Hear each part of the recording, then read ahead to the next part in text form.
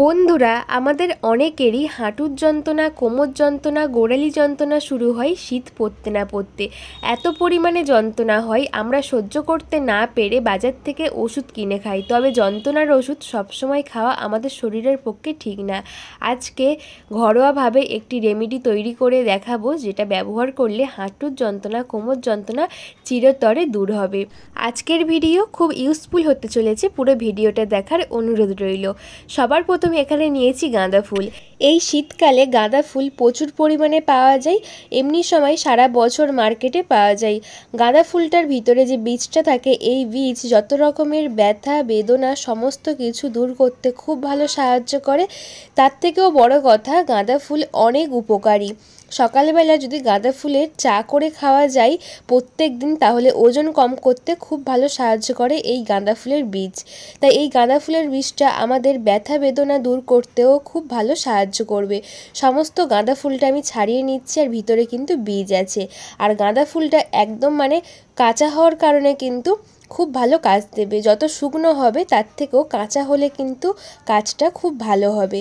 গাঁদা ফুল কটা সব আমি হামানদিস্তার মধ্যে নিয়ে ভালো করে থেঁতো করে নেব। হামানদিস্তার মধ্যে ভালো করে থেঁতো করলে খুব ভালো কাজ দেবে। তো থেঁতো করা হয়ে গেছে। আমি এখানে অনেক ফুল নিয়েছি, যত বেশি ফুল নেবেন ততই কিন্তু কাজটা ভালো হবে। এরপর একটা পাত্র নিয়েছি, এর মধ্যে গাঁদা ফুলগুলো দিয়ে দিচ্ছি। যে কোনো পাত্র নিতে পারেন, যে কোনো পাত্র নিলে হবে, ছোট বড়। এর মধ্যে গাঁদা ফুলগুলো দিয়ে দিচ্ছি ভালো করে। থেঁতো করা ফুলের মধ্যে নিয়ে নিচ্ছি 1 চামচ হলুদ। 1 চামচ হলুদ দিচ্ছি। হলুদটা কিন্তু পেন কিলার হিসেবে কাজ করবে। আর নিয়ে নিচ্ছি 1 থেকে 2 চামচ সরিষার তেল। এখানে কিন্তু সরিষার তেলই নিতে হবে, সর্ষের তেল ছাড়া কিন্তু আর অন্য কোনো তেল নিলে হবে না, সর্ষের তেলটাই নিতে হবে। ভালো করে মিশিয়ে দিচ্ছি। এখানে কোনো জল ব্যবহার করা যাবে না, এই তেলটা দিয়েই কিন্তু ফুলটা আমাদের রেডি করতে হবে। এর মধ্যে দিয়ে দেব কিছুটা পরিমাণ গুড়। এখানে কিন্তু গুড়ের গুঁড়ো দিলে হবে, না হলে গুড় দিলেও হবে। কিছুটা গুড় দিয়ে দিচ্ছি। এরপরে গ্যাস জ্বালিয়ে গ্যাসের মধ্যে আস্তে করে দিয়ে বসিয়ে দেব। খেয়াল রাখতে হবে যাতে এটা যেন পুড়ে না যায়। একটু ধৈর্য ধরে কিন্তু এটা করে নিতে হবে, 2 থেকে 3 মিনিট ফুটিয়ে নিতে হবে। খেয়াল রাখতে হবে এটা যেন পুড়ে না যায়। তা ভালো করে আমি এটা ফুটিয়ে নিয়েছি। আর দেখতেই পাচ্ছেন তেলের মধ্যে কিন্তু করতে হবে, কোনো রকম জল ব্যবহার করা যাবে না। এরপর এটাকে আমি নামিয়ে নেব, নিয়ে ঠান্ডা করে নেব। খুব ঠান্ডা করব না, উষ্ণ গরম আমাদের হাঁটু সহ্য করতে পারবে সেই রকম করতে হবে। এরপরে আমাদের হাঁটুর মধ্যে এত পরিমাণে যন্ত্রণা হয়, যার হাঁটু যন্ত্রণা হয় সেই বোঝে যে কতটা যন্ত্রণাদায়ক। তাই এই রেমেডি একবার ব্যবহার করলে রেজাল্ট খুব পাবেন। বিশেষ করে এই ঠান্ডার সময় হাঁটুর ব্যথা, জয়েন্টের ব্যথা, হাড়ের মধ্যে ঠান্ডা ঢোকে, সেই জন্য অসম্ভব পরিমাণে ব্যথা হয়। এই গরম গরম অবস্থায় আমি এখানে লাগিয়ে নিচ্ছি। নিয়ে মাসাজ করতে হবে, আলতো হাতে মাসাজ করতে হবে। কিভাবে করবেন সেটাও আমি দেখিয়ে দিচ্ছি। এভাবে ফুলটা নিয়ে কিন্তু ভালো করে চারিদিকে লাগিয়ে দেব, দিয়ে আলতো হাতে মাসাজ করবেন। তারপরে কিন্তু এইভাবে মাসাজ করতে হবে, না হলে কাজ দেবে না। ভালো করে মাসাজ করতে হবে, কারণ এই শীতকালে হাড়ের মধ্যে ঠান্ডা ঢোকে, সেই জন্যই কিন্তু যত রকমের জয়েন্টের ব্যথাগুলো হয়। তাই আলতো হাতে এই গরম অবস্থায় এইভাবে দুদিকে দুটো হাত দিয়ে কিন্তু আঙুল দিয়ে এইভাবে মাসাজটা করে নেব। দেখবেন খুব আরাম পাবেন, একটাও ট্যাবলেট খেতে হবে না। যত রকমের পুরনো ব্যথা, হাঁটু ফোলা সমস্ত কিছু দূর হয়ে যাবে। একটু মাসাজ করতে হবে সময় ধরে। এটা রাতের বেলা করলে খুব ভালো হয়, কারণ রাতের বেলা আমরা বেশি হাঁটাচলা করি না। তাই রাতের বেলা যতটা সম্ভব এটা ব্যবহার করবেন, খুব ভালো কাজ দেবে। আমার কিন্তু উপরটা অসম্ভব ফুলে আছে, যেহেতু মেশিনে কাজ করি সেই জন্য আমার হাঁটু অসম্ভব যন্ত্রণা হয় এই ঠান্ডা পড়তে। আমি প্রত্যেক সপ্তাহে 2 দিন করে অ্যাপ্লাই করি, সমস্ত রকম যন্ত্রণা কিন্তু দূর হয়ে যায়। এরপরে একটুখানি মাসাজ করে তারপরে একটুখানি ফুল এর উপরে এইভাবে রেখে দেবেন। একদম ফুলটা গরম আছে, উষ্ণ গরম, রেখে দিয়ে মোটা একটা সুতির কাপড় দিয়ে কিছুক্ষণের জন্য বেঁধে রাখবেন।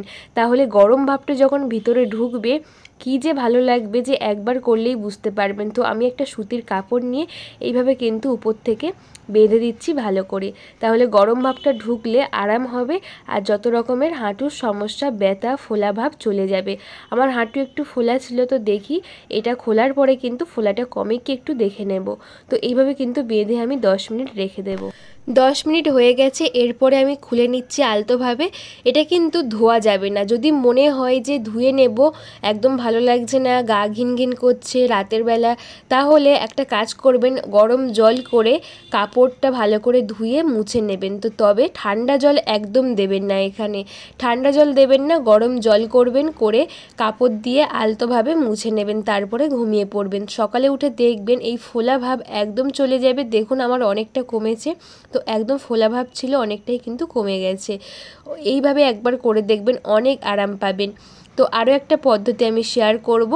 তো বন্ধুরা, আজকে আমার এই ভিডিও আপনারা কে কোন জায়গা থেকে দেখছেন বন্ধুরা একটু কমেন্ট করে বলবেন, আমার খুব ভালো লাগবে।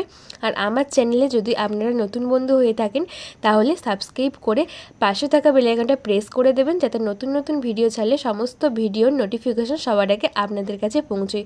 তো চলুন দেখে নিই। অনেক সময় গোড়ালি ব্যথা হয়, এই গোড়ালি ফেটে যায় আর অসম্ভব পরিমাণে গোড়ালি ব্যথা হয়। কারণ সকালে ঘুম থেকে উঠে যখনই দেখি মেঝেতে পা দিচ্ছি, গোড়ালিটা ভীষণ পরিমাণে ব্যথা করে ওঠে আর হাঁটা যায় না।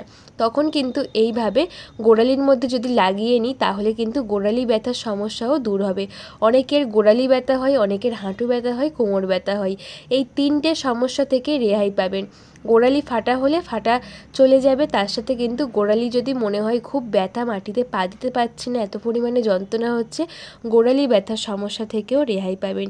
এইভাবে কিন্তু গোড়ালির মধ্যে লাগিয়ে একটু আলতোভাবে ম্যাসাজ করতে হবে। তো বন্ধুরা, আজকের আমার এই ভিডিও আপনাদের কেমন লাগলো কমেন্ট করে বলে যাবেন। যদি একটু ভালো লেগে থাকে লাইক কমেন্ট শেয়ার করে বন্ধুবান্ধব সকলের কাছে একটু শেয়ার করে দেবেন, যাতে সবার একটু হলেও কাজে আসে।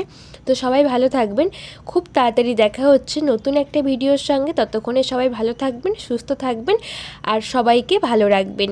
তো ধন্যবাদ বন্ধুরা।